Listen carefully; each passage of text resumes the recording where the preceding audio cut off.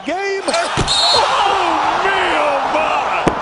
Kobe Bryant can take over. Kobe with a spectacular turn. From Jermaine O'Neal, got a piece of it. Way,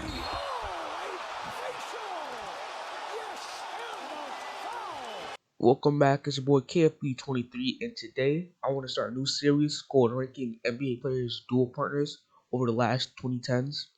I'm starting off with James Harden and the Houston Rockets, and it's going to be a fun series, so let's get into the rankings. At number 3, I have Russell Westbrook and James Harden, because the other two duos did a lot more and accomplished a lot more than this duo. The most notable thing this duo did was having a lineup that was 6'5" and shorter in 1963. Like, that's impressive because they still were winning games.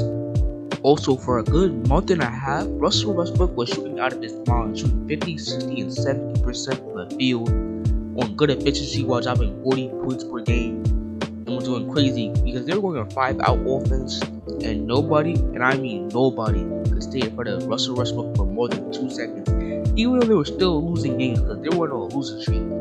They were still like 6th through 5th in the playoff seeding, but ended the season on the 4th seed, so they had to go against OKC, which they luckily, in a Game 7 thriller, got out of the first round. And in the second round, they got ghetto stomped by LeBron James and the Anthony Davis show. Like, what I mean, they got ghetto stomped, and that was it for the duo.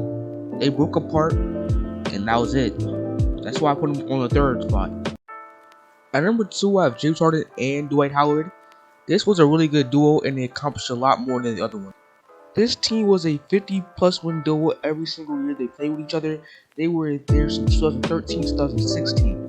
This was a really good duo overall because pick and rolls, they ran the offense between Dwight Howard and James Harden, but most of the time it was a compliment to James Harden's game because Dwight Howard was not really featuring the offense, which did cause some problems between the duo because Dwight Howard was upset and wants the general manager at the time to get James Harden traded or run the system better for him.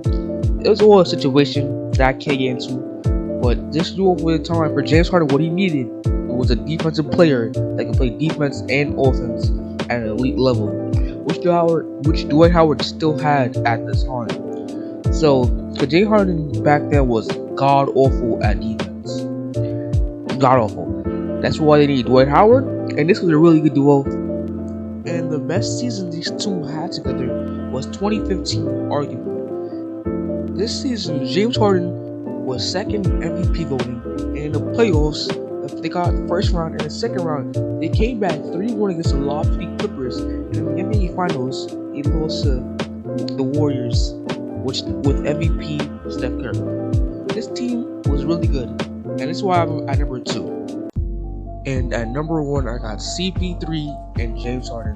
That is the best duo, hands down, man down, by far. And here's why. In the 2018 season, they legit had 65 wins, and this was Harden's best year of his career. He had league MVP and was the 1 seed over the KD Steph Curry Warriors. Harden was averaging 30 points per game, 9 assists, 5 rebounds while shooting 44% from the field and 36% from behind the arc. He was playing out of his mind. And Chris Paul was hooping too. He had 18 points and 7.9 assists per game. He only played 58 games that season. But this duo right here is a top 10 duo in the 2000s, like all of 2000, Shaq and Kobe and all of that.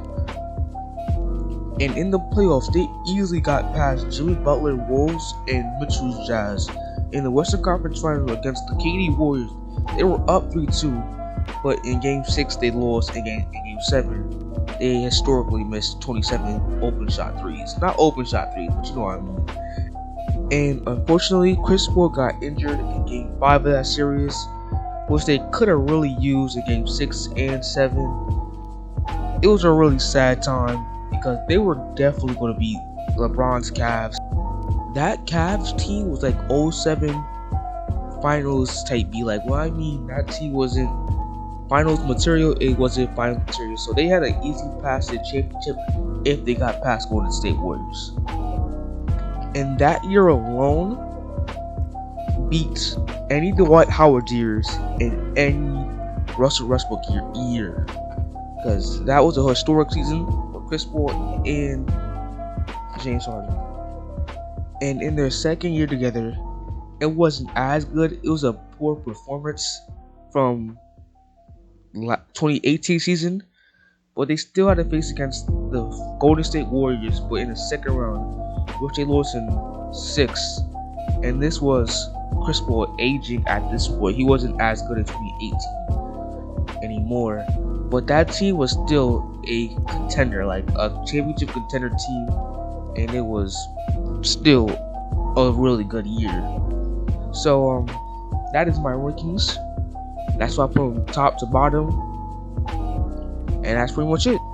And go like and subscribe to the channel, and stay tuned for more content. I'm out. Peace.